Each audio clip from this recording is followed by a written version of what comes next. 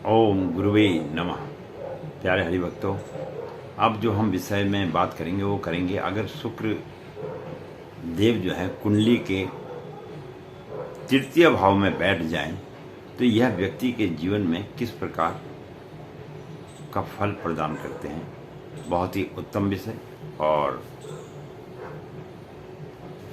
जो है ये जानकारी मैं आज आपको दूंगा।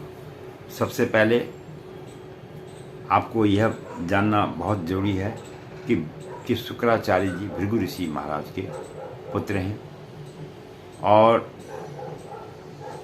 यह जहाँ पर स्थान पर बैठते हैं वहाँ से सातवीं दृष्टि से संपूर्ण दृष्टि से देखते हैं और तीसरे और दसम भाव को एक चरण से देखते हैं, पांचवें और नवम भाव को दो चरण से देखते हैं और चौथा और आठवें भाव को तीन चरण से देखते हैं। ये इनके एक सूक्ष्म रूप से व्याख्या मैंने आपको दी है। अब रह गया शुक्र का उच्च होना और शुक्र का नीच होना। अगर शुक्र जहाँ भी बैठे होते हैं, जिस घर में भी कहीं पर भी हो, तो 12 अगर नंबर वहाँ लिखा है, अंक 1 2 3 4 12 लिखा है अगर, तो समझो आपके शुक्र जो है उच्च के हैं, वो आपको बहुत ऊंचाई तक दुनिया की हर सुविधाएं सुख आराम देंगे।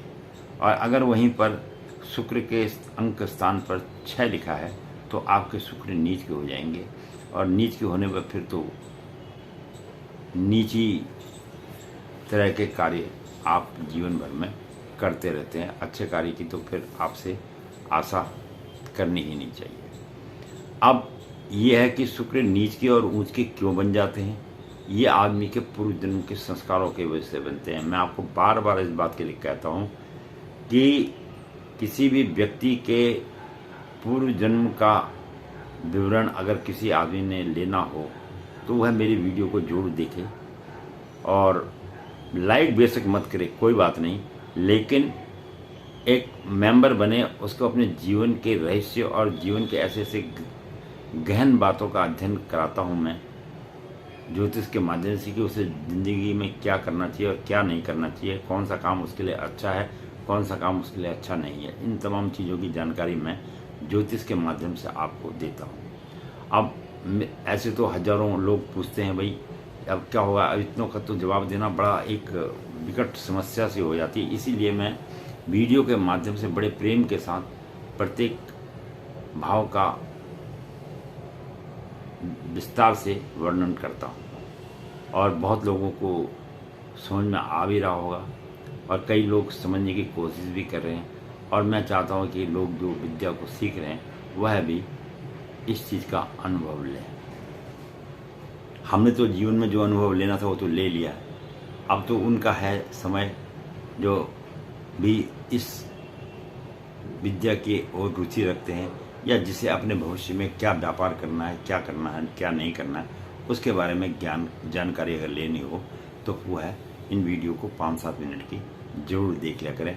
उसे जीवन के संपूर्ण अपने मानव जीवन में पैदा होने के रहस्य का ज्ञान उत्पन्न हो जाएगा। ये बहुत ही महत्वपूर्ण और सुंदर विषय है। अब हम आपको बताएंगे कि तृतीय भाव में अगर शुक्र बैठ जाए, कुंडली के 12 भाव है, पहले भी बताया मैंने आपको, तो अगर तृतीय भाव में बैठ जाए तो यह व्यक्ति के जीवन में क्या रंग खिलाता है और व्यक्ति को किस किस चीज़ों की आवश्यकताओं को पूर्ति करता है और किन किन चीज़ों की आवश्यकताओं की पूर्ति नहीं हो पाती है, तो ये आपको समझना चाहिए। अगर अंक 12 लिखा है और तृतीय भाव में बैठा है तो उसका क्या प्रभाव होगा ये देखिए, और अगर अंक 6 लिखा है तो उसका क्या प्रभाव होगा वो भी आप समझिए। बहुत सुंदर विषय होता है। मैं बार बार आपसे कहता हूँ 5-7 मिनट की वीडियो होती है, हबड़ तबड़ जल्दीबाजी में देखने से केवल अधूरा ज्ञान मिलता है। इस बात को भी आपको अपने मस्तिष्क में रखना चाहिए। और उनसे तो विशेष करके है जो ज्योतिष शास्त्र को ठग विद्या कहते हैं। अरे ज्योतिष शास्त्र हुआ है वो तो आपके अंदर के पेट की नसों का भी पता कर देगा कि आपके अंदर में कितनी नसें चल रही हैं और कितनी नहीं चल रही हैं, आपके मस्तिष्क में क्या चल रहा है और आगे आपके साथ क्या घटना होने वाली है। इस सारे विषय के बारे में ज्योतिष में है, बशर्ते ज्योतिष को जानने वाला आदमी चाहिए। अधूरा ज्ञान वाला ज्योतिषाचार्य जो है वो लोगों को भटका देता है। तो अधूरा ज्ञान नहीं होना चाहिए। ज्ञान जब भी हो पूर्ण हो और सटीक उसका उपाय किया जाए, उसका नाम है ज्योतिष। मैंने आपसे पहले कहा था बिना सूत्र के गणित के सवाल नहीं होते, इसी प्रकार बिना सूत्र के ज्योतिष विद्या भी नहीं जानी जा सकती है। जिस प्रकार गणित में सूत्रों की आवश्यकता होती है, उसी प्रकार ज्योतिष में भी सूत्र हैं और उन सूत्रों के आधार पर ही व्यक्ति का जीवन का संपूर्ण ज्ञान प्राप्त होता है और उन्हीं के आधार पर ही व्यक्ति इस जीवन में जन्म भी लेता है। इस बात को भी आपको निश्चित रूप से समझना चाहिए। बाकी न मानने वालों के लिए तो कुछ कह ही नहीं सकता। अब कोई कहता है कि भगवान हैं, कोई कहता है नहीं है, कोई कुछ, तो अलग अलग बात कहते हैं। दुनिया में भ्रम फैलाने वाले भी बहुत हैं, तो हम तो भ्रम न फैला के हम तो सत्यता के हो जाते हैं। हम तो ये भी नहीं कहते कि आप ये उपाय करो, वो उपाय करो। मैं तो ये कहता हूँ कि जो आपने किया है उसके हिसाब से आपका जन्म हुआ, उस आधार पर मैं आपको ज्योतिष के बारे में रहस्यमय घटनाओं का ज्ञान कराता हूँ। अब अगर तीसरे भाव में किसी व्यक्ति के शुक्र बैठ जाए तो ऐसा व्यक्ति जो है एक विद्वान आदमी होता है। बहुत सुंदर बात है। अगर तृतीय भाव में शुक्र बैठा हुआ है और अगर उसमें भी वो 12वां अंक वहाँ लिखा हो तो ऐसा व्यक्ति तो एक महान विद्वान होता है। ये बिल्कुल सत्य बात है। जैसे कि बड़े बड़े महान जिन्होंने हमारा संविधान लिखा, ऐसे ऐसे बड़े बड़े महान जो व्यक्ति हुए हैं, वो ऐसे व्यक्ति को विद्वान मानते हैं। जैसे अब्दुल कलाम जी हैं, ये इस टाइप के जो लोग हैं, बड़े बड़े साइंटिस्ट वगैरह जो होते हैं, ये इनके जो है तृतीय भाव में कहीं न कहीं जाकर शुक्र जरूर विद्यमान होता, तभी ये लोग इतने बुद्धिमान कहलाते हैं।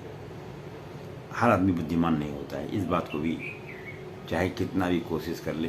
तो आप भी स्कूल में क्लास में पढ़ते हैं, आप कितनी ही कोशिश करते हैं कि हम अव्वल आए, लेकिन आ नहीं पाते। क्यों? क्योंकि आपके योग उस प्रकार के बने हुए नहीं होते। डिग्री हासिल करना, ज्ञान ले लेना एक अलग बात है और ज्ञान के अंदर में विद्वता प्राप्त करना एक अलग बात है। विषय दो है।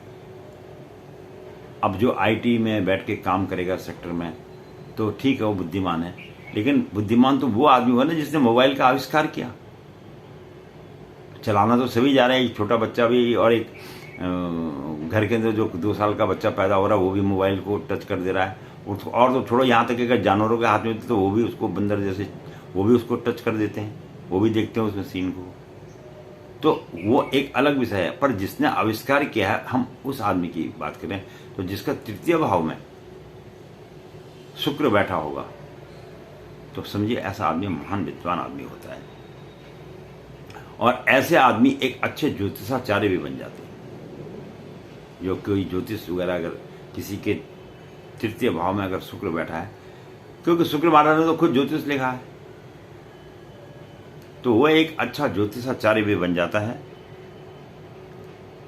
और ऐसे व्यक्तियों के बाद नौकर चाकर संपत्ति आदि की कोई कमी नहीं रहती है जीवन में।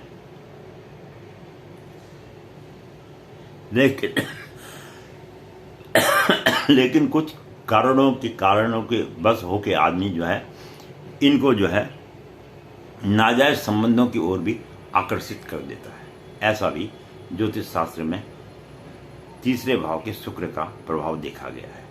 मतलब वो चाहता तो नहीं है मैं नाजायज संबंध बनाऊं, लेकिन वो बनवा देता है।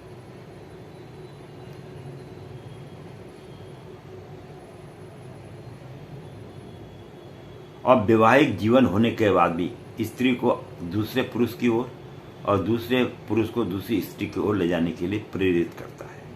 ये भी तीसरे भाव के शुक्र के विषय में कहा जाता है।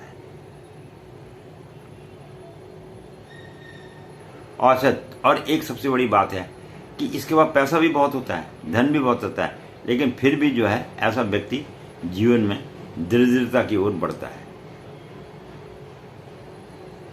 वो अपने इन पैसों को जो खर्च करता है वो किसी भलाई काम के लिए नहीं करेगा, वो स्त्रियों पे, इन पे, शौकीन आदियों पे, इस पे ज़्यादा खर्च करता है। ऐसा भी तृतीय भाव के शुक्र का प्रभाव ज्योतिष शास्त्र में बतलाया गया है। और ऐसा व्यक्ति जो है धार्मिक ना होकर नास्तिक प्रवृत्ति का होता है, और जब नास्तिक प्रवृत्ति का होगा, धर्म की ओर नहीं जाएगा, तो उसके जीवन में तो फिर सुख कहाँ से आएगा, कष्ट ही आएंगे। देखिए, हम ये नहीं कहते कि आप भगवान के ऊपर में अपना संपूर्ण जीवन न्यौछावर कर दीजिए, ऐसा नहीं है, लेकिन उसके प्रति एक विशेष आस्था जरूर होनी चाहिए कि जो इस सृष्टि को चला रहा है वो एक परम परमेश्वर परमात्मा तो है, इसमें कोई दो राय नहीं। क्योंकि आप और हम तो इसको चला नहीं रहे हैं। हम तो एक बारिश जोर की हो जाए तो उसी में ही नाराज होते हैं कि यार भगवान बारिश भी नहीं रोक रहा, गर्मी पड़ गई तो हम कहते भगवान गर्मी ही नहीं रोक रहा, सर्दी पड़ गई हम कहते भगवान सर्दी नहीं रोक रहा।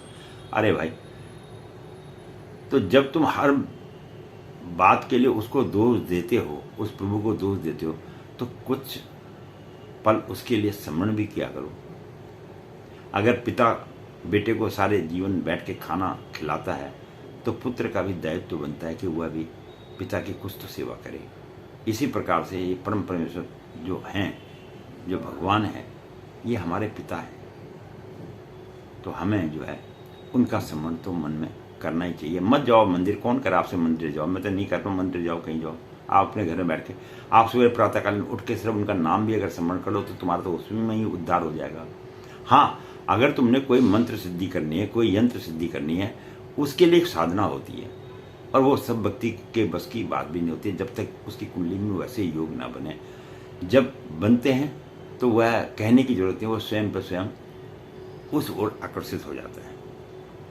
और सातवीं दृष्टि जब नवे घर में पढ़ने के कारण क्या होता है, तो आपकी जो प्रवृत्ति होती है वो नास्तिक हो जाती है। तुम कहते हो भगवान कुछ नहीं है, ऐसा नहीं कहना चाहिए मेरे हिसाब से। बाकी तो दुनिया है, कोई कुछ भी कहे,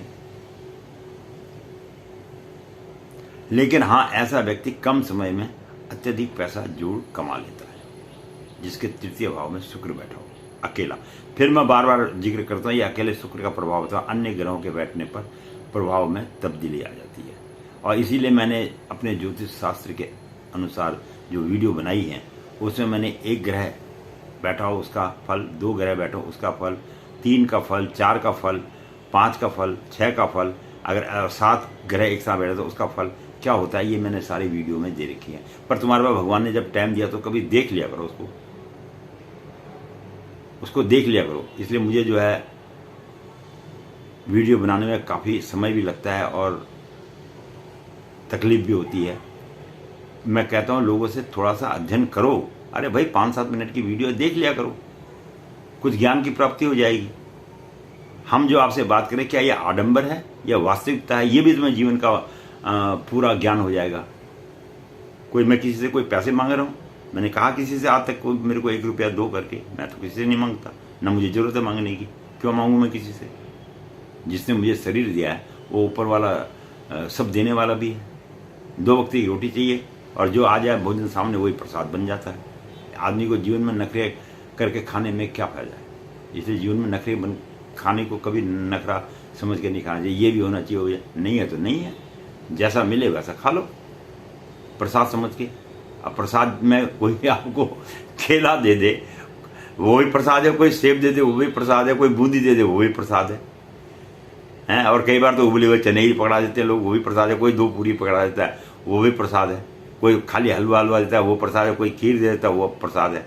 तो प्रसाद तो किसी भी रूप में लिया जा सकता है। इसीलिए भोजन जब थाली में आए तो उसे प्रसाद समझ के ग्रहण कर लो, उसमें क्लेश करने की जरूरत ही नहीं, क्योंकि तुम्हारे प्रारब्ध में ही उस किस्म का भोजन लिखा हुआ है। करोड़ों रुपया पास में भी होने के बाद अगर आपकी किस्मत में खाना नहीं लिखा तो आप नहीं खा सकते। ये बिल्कुल परम सत्य बात है। मैंने ऐसे ऐसे बिजनेसमैन देखे, मैं उनके घरों में गया हूँ कि हमें तो कई किस्म के भोज कराए गए, लेकिन खुद बेचारा दलिया खा रहा था। भाई क्या बात है, हम तो बीमार आदमी हैं, हमें तो डॉक्टर ने मना किया है। तो ये क्या है भैया? अब इतनी संपत्ति होने के बावजूद भी वो संपत्ति का तुम भोग नहीं कर सकते हो, तो क्या है ये ग्रहों का खेल नहीं है तो क्या है? फिर लोग कहते जी ये तो आडंबर है। अरे वो जिसको गणित में सूत्र नहीं आते, उसके आगे आप गणित रख दोगे तो वो तो उसको कहेगा कि भैया मेरे से तुमने जितना मर्जी बोझा अंदर से बाहर ढुलवा लो, खुदाई करानी खुदाई करवा लो, लेकिन मैं तो ये सवाल को सॉल्व नहीं कर सकता। तो उसके लिए सूत्र का होना बहुत जरूरी है, तभी आप गणित की सवाल कर सकते हैं। तो इसीलिए किस्मत पूर्व जन्म से लेके आना और उस हिसाब से पैदा होना, ये सब आपके पिछले कर्मों के भाग्य के हिसाब से होते। लोग कहते हैं जी नहीं हमने मेहनत करी वो, अरे पहले तो जो तुमने दुख उठाने थे वो उठा लिए ना, क्योंकि प्रभु ने तेरे को जितने दुख देने थे दे दिए। अब उसने बोला कि अब तेरे दुख खत्म हो गया, अब तू आगे बढ़, फिर वो आगे बढ़ता है। और कई ऐसे होते हैं ज़्यादा सुख, पहले सुख प्राप्त कर लेते हैं, बाद में सब कुछ होके और फिर उनको जो है दुख की प्राप्ति हो जाती है। तो ये क्या है? इसी का नाम है प्रभु का चक्र, इसी का नाम है पुनर्जन्म, इसी का नाम है आपने पिछले जन्म में क्या कर्म किए, किसको कितना परेशान करके आए आप ऐसी थोड़ी पृथ्वी पर आए कि हर आदमी कोई यहाँ पैदा होता है। आपने ऐसे भी लोग हैं जिनके अपार संपत्ति है लेकिन उनकी औलाद नहीं हुई, और कई ऐसे भी हैं उनके पे औलाद ही औलाद होती है, उनके पास संपत्ति नहीं है। तो ये क्या है? ये सब प्रभु का रचा हुआ खेल है। लेकिन उन खेल को आप शुद्ध कैसे कर सकते हैं, ये सबसे बढ़िया। तो आप प्रातःकालीन उठ के सबसे पहले प्रभु का स्मरण जरूर करिए, ये मैं आपसे कहूँगा। अपने पितरों का स्मरण करो, अपने इष्ट का स्मरण कीजिए, वही तुम्हारी नैया को जीवन में पार लगाएगा। अब उसके बाद जो है कई बार जो अगर तृतीय भाव में शुक्र महाराज विराजमान है तो ऐसे व्यक्ति को जीवन में वह कर्जाई बना देते हैं, यानी कर्जा लेने वाला ही बना देते हैं, ऐसा भी ज्योतिष शास्त्र कहता है।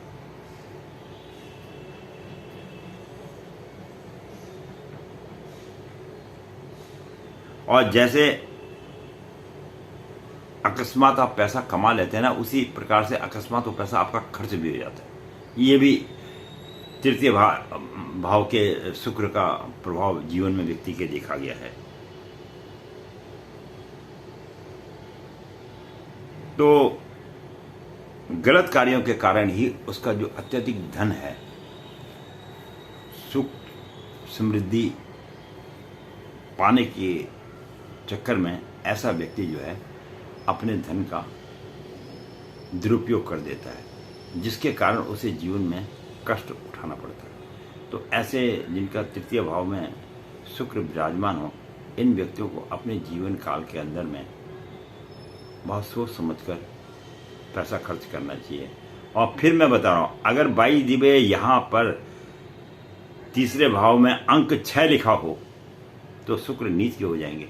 ऐसा व्यक्ति को ना तो किसी को ऋण देना चाहिए, ना किसी व्यक्ति से ऋण लेना चाहिए, क्योंकि अगर वह ऐसी स्थिति करेगा तो वह जीवन में केवल दुख के अलावा और कुछ प्राप्त नहीं कर पाएगा। तो मैं पंडित गिरीश तिवारी अपनी वाणी को यहीं पर विश्राम देता हूँ। अब हम आपको शुक्र के 12 भावों में उसका क्या फल मिलता है, इसके विषय में हम अगली वीडियो में चतुर्थ भाव के बारे में बताएंगे आपको। और बहुत अच्छा लग रहा है, आप लोगों का प्रेम भी बहुत आ रहा है, फ़ोन भी बहुत आ रहे हैं, कई लोग पूछते भी हैं। लेकिन अरे बने का भैया क्या कर सकते हैं, जब तुम्हारी ये कुंडलियाँ मेरे पास आती हैं तो मैं देखता हूँ कि आप लोगों ने तो पिछले जन्म में ऐसे ऐसे कर्म करे हुए हैं कि जिनका तो वर्णन ही नहीं किया जा सकता, और उसका वो कष्ट भी भोग रहे हैं। तो ये सब चीज़ें ज्योतिष शास्त्र के अंदर में वर्णित हैं, और इसीलिए मैं भी आप लोगों को प्रेम के साथ, देखो किसी की कुंडली में अगर ऐसा योग बन रहा है तो उसमें पंडित जी को दोष देने की जरूरत नहीं, क्योंकि सबकी कुंडली में थोड़ी ऐसे योग बनते हैं। वो तो जिसने जैसा कर्म किया हुआ है उसके हिसाब से उसको उसका फल मिलता है। तो इसके साथ ही पंडित गिरीश तिवारी को जो है आज्ञा होनी चाहिए। और अब हम चतुर्थ भाव के बारे में अगली वीडियो में आपको फिर सम्मुख प्रकट होके व्याख्यान करेंगे। और प्रेम अपना बनाए रखिए, अच्छी लगे तो सब्सक्राइब भी कर दिया करना अगर मन करे, ताकि आपके पास वीडियो पहुंच जाएगी। धन्यवाद।